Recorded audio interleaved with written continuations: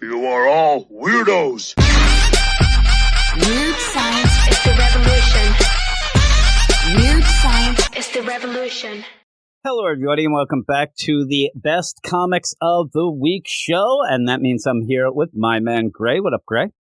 What up, Jim? How are you doing? Are you Genki? That's the question. No, you don't sound Genki at all. You sound sick. I think you might have been hitting the tiles a little too much. But you don't say. You sounded like very stuffed up.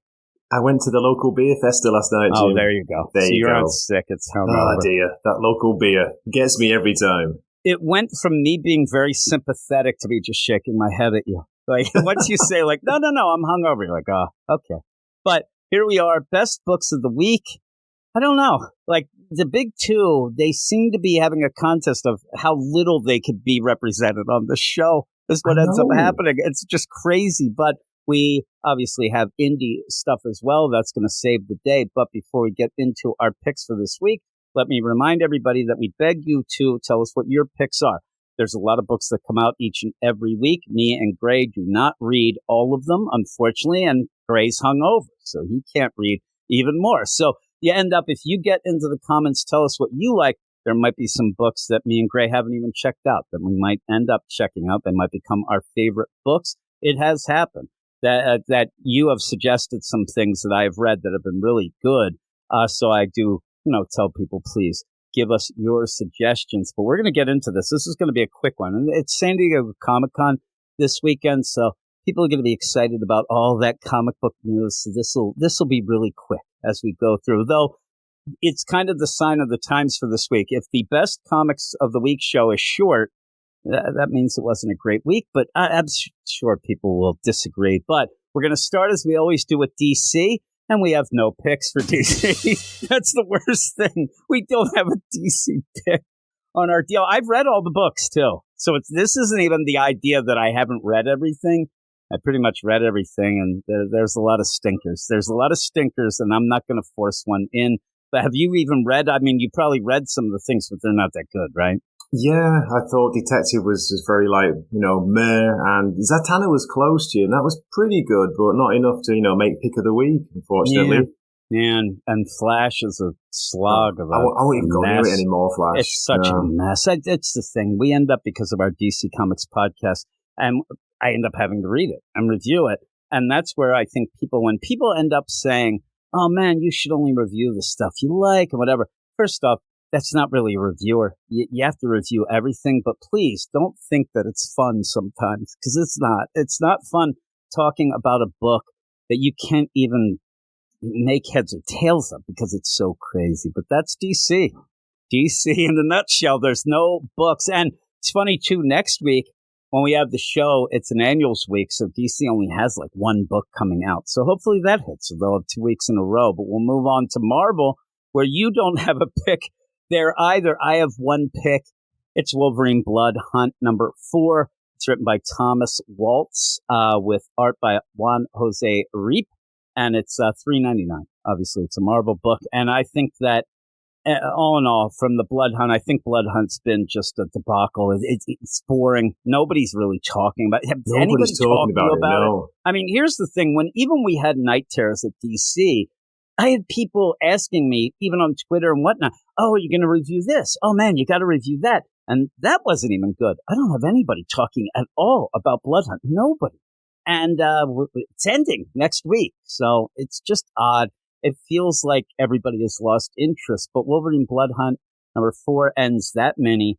And I liked it. And I liked it not as a Blood Hunt tie. And I liked it as just a standalone story with Wolverine, going after Maverick, this vampire woman, also being teamed up with Louise, the vampire hunter, who I really like. And I hope that her and Bannister end up being able to continue on in some sort of book. But I don't know, because of this new era, the From the Ashes stuff, and it's more Ben Percy stuff. But you have a bunch of fights in this last issue. It looks really good. I think it's looked better as it went on.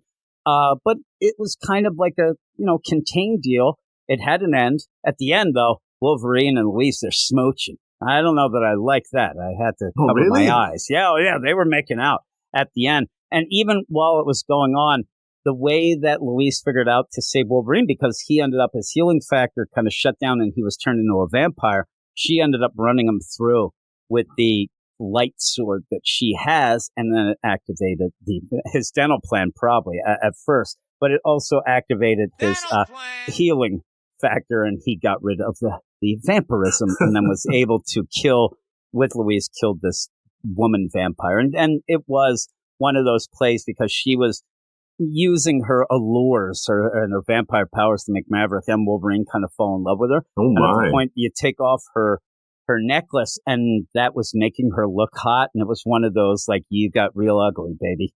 Like, it really, like, she was horrendous. And I believe that Maverick probably went out and, like, scrubbed his area in the deal, a la Porky's, or, you know, that sort of deal. But overall, in that, you end up having a pretty good contained story. So I did like it. That is my suggestion, my only really blood hunt book that I like. But now we're going to move to the indie stuff. Like, usually at this point, we're at like the 20-minute mark. We're at 6 minutes because this week was all indie all the time. And I'll tell you, and Gray even will tell you, there's only one book that is a solid, really good pick here. A lot of them are teetering. A lot of them are on that like 8 out of 10 mark, though they are big books. I mean, some of these are books that are everybody's favorite books, but there was a lot of down issues and weird issues this week. But we'll start with Flash Gordon. Flash Gordon #1, written by Jeremy Adams, art by Will Conrad. It's by Mad Cave Studios. It's $4.99. It's a little pricey. I think that it should be $3.99. That's just me. But you end up where it's a #1. I like Flash Gordon. Do you like Flash Gordon? I do. I'm a big fan of, the campy Queen soundtracky movie from the 80s or 1980. And here's the thing. If you've seen that movie, which a lot of people, I assume a lot of people have, but it's kind of dated now. So I think there's like a cutoff where some younger people may not have. But if you've seen that movie, you kind of are good to go. You'll recognize the characters. You'll go, but it's still a weird #1. You don't start. I thought this was going to start off just swashbuckling in space, adventure, all this fun, almost grabbing the fun of the movie and even the old property. But instead, you start off with a mystery where they're calling Flash the world killer. Mongo is destroyed. You end up Ming. They don't know where he is. And then at the end, I won't spoil the ending, but there's even a twist there with Dale. And so it just felt weird. Didn't it? I mean, it felt like I thought I was going to read it and be like all excited and have a smile on my face. And it really wasn't that kind of #1 issue. No. For me, same thing. It felt like you started in the middle of the story. What do they call it? In media res. But Jim, I think for anyone who doesn't know about Flash Gordon, if you're a fan of Star Wars, if you like that kind of space fantasy or, John Carter and Mars, I reckon definitely give this a try. Because it's fun. It's pulpy space fantasy fun, isn't it? Yeah, I like it. And I was expecting to love it. And I ended up just liking it, but I think it's going to get better as things open up. I like the art as well. Was it Chris the Weston? Art was really good. Yeah, so that was really good. It said Will Conrad here. Will Conrad. This listed. It did say it.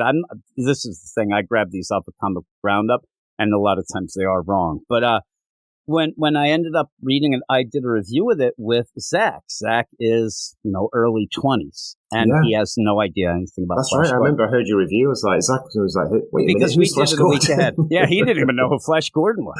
So he ended up, I think he thought it was like Barry Allen's cousin. But he ended up where he's like, I don't really know the characters. I kind of dig the story a bit, but it is like I talk about in Transformers sometimes. You have a big cliffhanger that meant nothing to Zach because he didn't even know the character. And so he's like, okay, that really didn't hit. And then also just the talk of like, oh man, he destroyed Mongo. He didn't know what that was.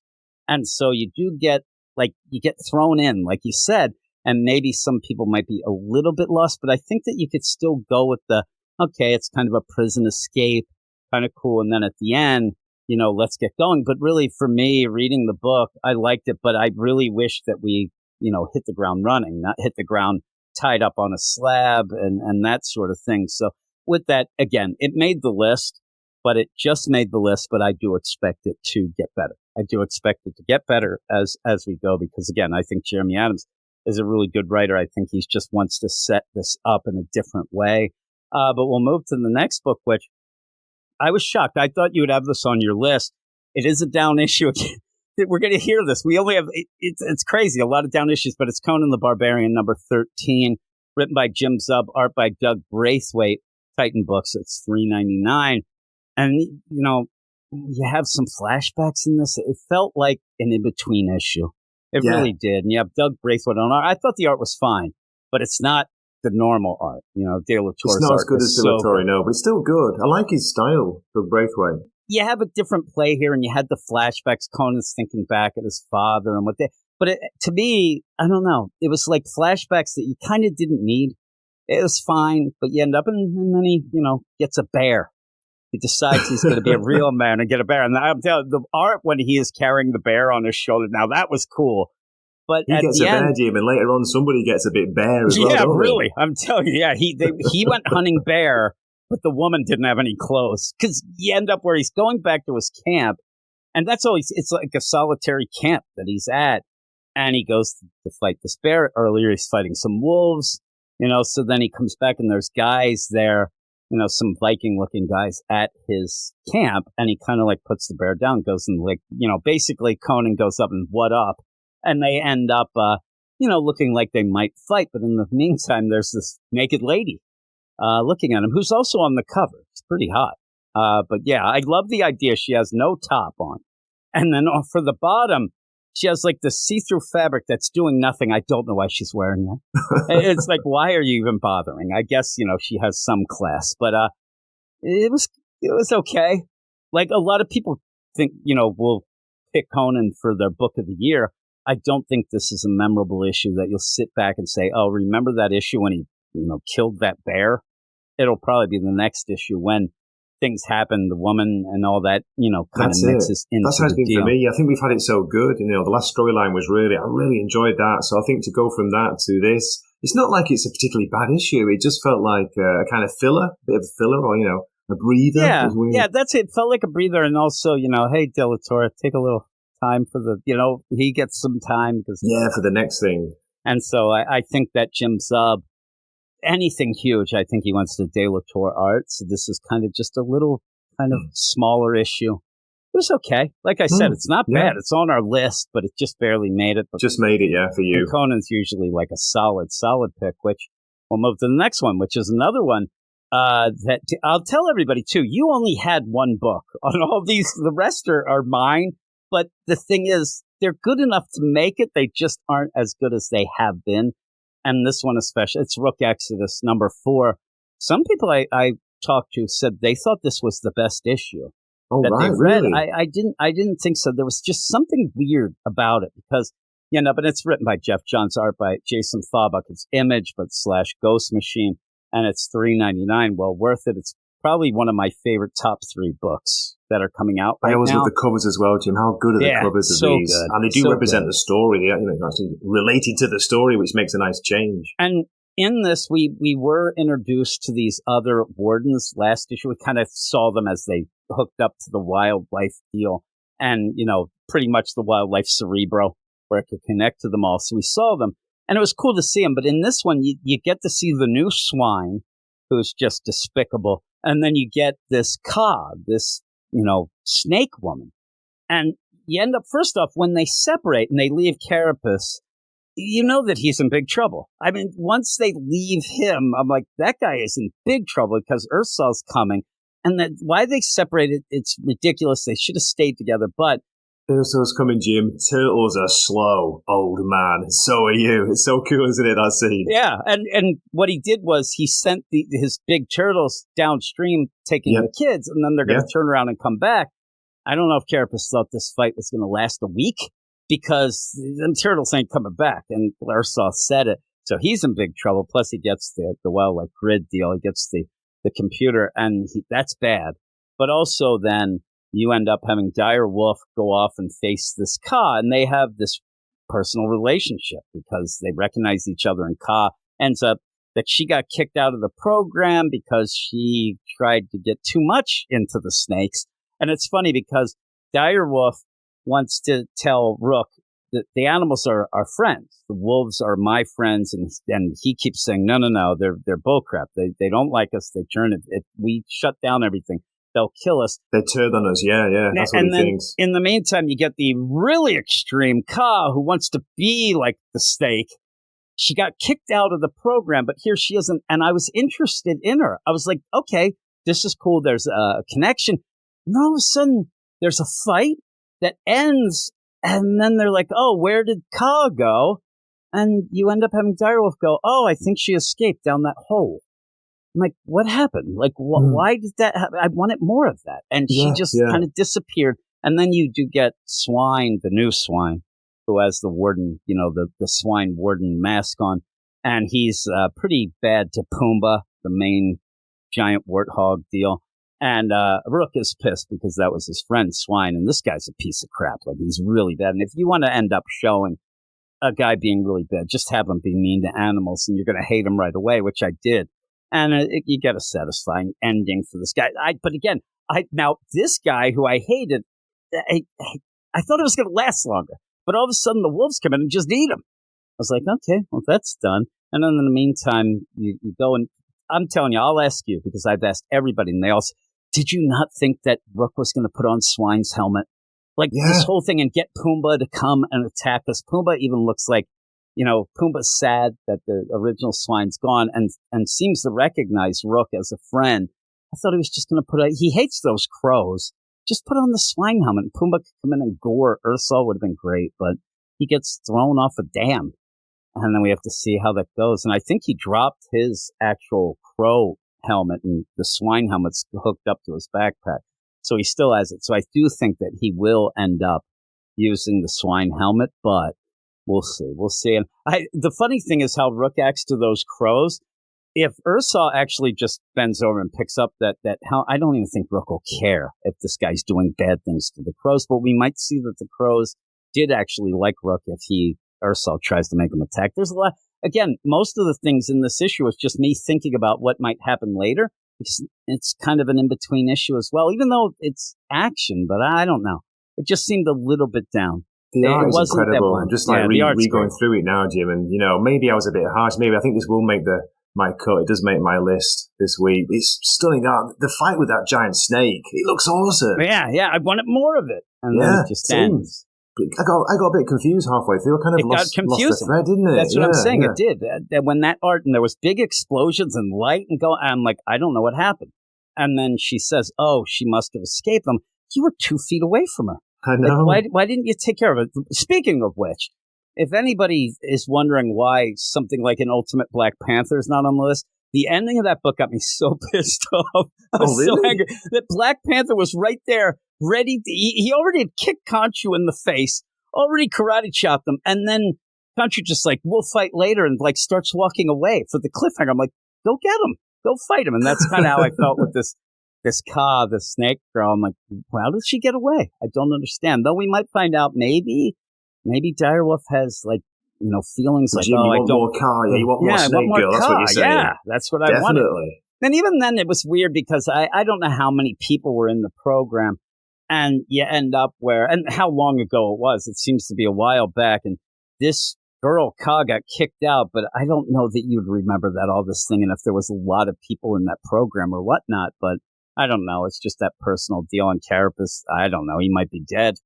It's a lot of crazy stuff, but again, I think that it's more to set up things going forward than actually being stupendous on the page this month, though I'm sure some will end up disagreeing. But I'm going to send it to you because we have your book, your one book. It's also on my list, and I think it might be my favorite book of the week. What is it, Greg? Okay, it is Nemesis, Rogues Gallery, issue 1, The Return of Millarworld, The Return of Mark Millar. And now he's actually publishing through Dark Horse Comics. And it's gone up, Jim. It's $4.99, isn't it now? I'm kind of a little bit disappointed about that, but what can you do? What I liked about it, and it took me a couple of reads really to really appreciate it, because it's a dark story, as people know. He's a dark character. He is evil, isn't it? Incarnate. But you start to kind of root for him in a way, don't you? You're kind of thinking, how far is he going to go? How far is Mark Millar going to go? How far is he going to push it? But yeah, the art, Jim, Well, they are. Those eyes, they are in my dreams, in my nightmares. Crazy, right? I'm telling you, it's one of those things that if you get that and put it on the wall, I think the eyes would follow you around and freak me out. I don't know the artist, do you? Valerio Giangiordano, but he's awesome. I mean, Mark Miller's found another great European artist. Yeah, I do like it. Yeah. Excellent art in this. Like you said, though, what's good about it is Nemesis is not a good guy. He's a bad guy. I mean, he's the bad guy now. And he doesn't act good. And I saw some people complaining. It's like, oh, I don't like this because it's too over the top and it's this and gory and whatever. I'm like, I don't know. I don't think you've ever read a Miller book because while it is over the top, it's not as over the top as some things some of his other ones, Wanted or stuff like that was insane. But yeah, you end up where I like that it's a villain. You know he's bad. He doesn't do anything good. Everything he does, I mean, he eats a guy's face off. He ends up using a chicken bone. And the idea, too, and I talked to somebody who's like, I didn't like it because, Nemesis, I hate him being paralyzed. And I'm like, first off, he got the crap kicked out of him. He got destroyed in Big Game. Yeah, that's right. And I don't know why this person doesn't get the concept that he's paralyzed and he still kills a guy. He still ends up he can't even move.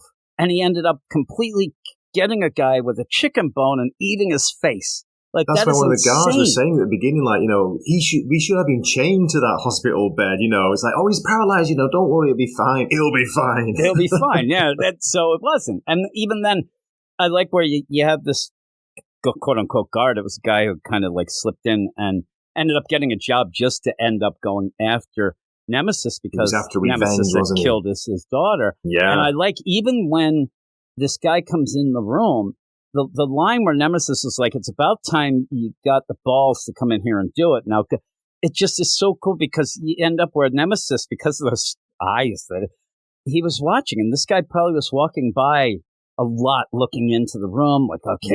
Yeah, Nemesis sussed him out straight away, I reckon, didn't he? He knew he was after him. Because I think, he was there as a janitor, but I think he was probably looked in and I won't do it today, trying to get his nerve up. And finally he goes to do it. And Nemesis knew he was going to do it at some point and prepared with these chicken bones. So disgusting. And just spits it right through his eye and then kind of gets tipped over and eats his face. I'm like, this is insane. And then this poor guy, this poor nurse, he's like, oh man, when Nemesis's guys come in to get him and get him out of there, they're going to kill this guy. And he's like, no, I was really nice to him. He liked me. I was the only guy nice to him. And they're like, okay, take him to the boss. I'm like, oh God, this guy's in big trouble. Yeah. He's like, hey, right. And then Nemesis just as a side deal is just like, cut out his eyes. Just blind him. Yeah, just blind him. I'm getting out of here. And Jesus. Will that come back to to bite his ass, Jim, in the future? It's setting up something, isn't it, for the future issues? Yeah. And I'll tell you, the idea that it looks like you're getting the Nemesis Revenge Squad type deal, but I don't know why, if you had the money and the technology, why you would worry about this nurse without his eyes. I know that he'd want to get revenge, but he's still just a nurse. With he's just a guy, and it just threw me off. It threw me off. They're going to give him powers ambassador that's what style, I think, the ambassador's deal or something. And I'm thinking that, you're going to get a pretty cool side team. Now, overall in this, it's a cool deal because this is that first book after Big Game. And the villains are underground and they are pissed when Nemesis gets taken to, which pretty much is Ra's al Ghul and the League of Shadows, which I like the idea. It's like a cliche trope, but it actually works because then Mark Miller doesn't have to explain too much. You kind of get it right away. And they put him in this blood pool and just the idea, they're slicing people's throats and it's going to take all this money. But then Nemesis promises something that we don't know what it is. He's like, okay, you can have that as well. Something, you could go as far as price, not just a monetary price. Yeah, that's what I was thinking. Is he's got to sell his soul or something? Or we might find out he has some, he had a son that's there. I don't know. But he ends up where he's even going to go to sidekick as well. Because that's a huge cliffhanger, isn't it? Do you know who that was at the end? Who's that in the prison? A lot of people, I was talking to somebody, and they were like, oh, man, that cliffhanger was awesome, right? Yeah. And I'm like, I didn't know who it was. Who is it? And they're like, oh, I didn't like either. Dave McGowan's brother or cousin. That's exactly. I was like, I don't know. It looked like Rob Liefeld as a kid. So you're doing that, and I'm like, okay, who's that? I'm like, it can't be that guy. I didn't know, but maybe somebody does. But it was still kind of cool that he's going to have like a Robin. That's it. I love that line, Jim, where he says, I'm going to scour the local prisons and find myself a young ward. I love the way he stresses that, you know. And when you see it, that's why I thought like maybe it isn't so, but it seemed like it was supposed to be, and we're dummies. But even then, like you end up having the idea of like the superheroes are now back in control. They're doing the thing, and the villains are pissed. There's not a lot left, but Nemesis can do a lot of damage himself. It's crazy, but I loved it. I thought it was really, really good. If you are any bit interested, if you read even just Big Game, I would suggest getting it. It's absolutely, really, really yeah, essential. It's my favorite book of the week.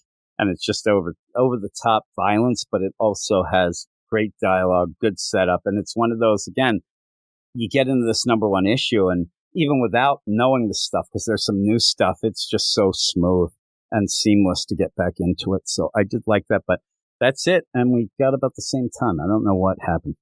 What are we doing? This should have been like 3 minutes. We could have been in. Gee, whenever you say it's going to be quick, you know it's going to be the same as usual or longer. I wish that was the same when I was with my wife. You know? But with all of that, she's just like, you were right. And then I get sad. But all of that, thanks everybody for listening. Thanks for joining me, Gray, as always. And please, everybody, let us know what your best of the week was.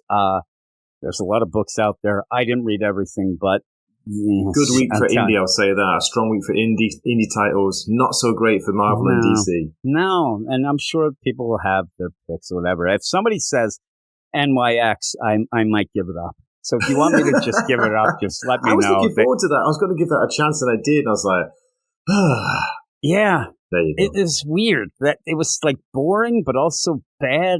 Just dull. Yeah, it was dull. And I like Miss Marvel. I know that people like to crap on Miss Marvel.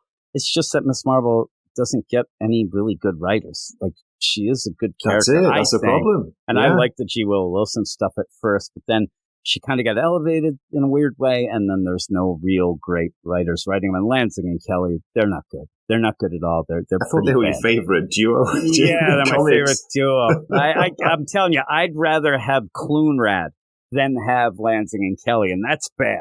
Wow, that is saying something. Yes, they are not the Lennon and McCartney of comics. I'll tell you that. No. That's what they're not. So with that, though, thanks, everybody. Thank you, Gray, for joining me again. And we will talk to you all later. You are all weirdos. Weird science is the revolution. Weird science is the revolution.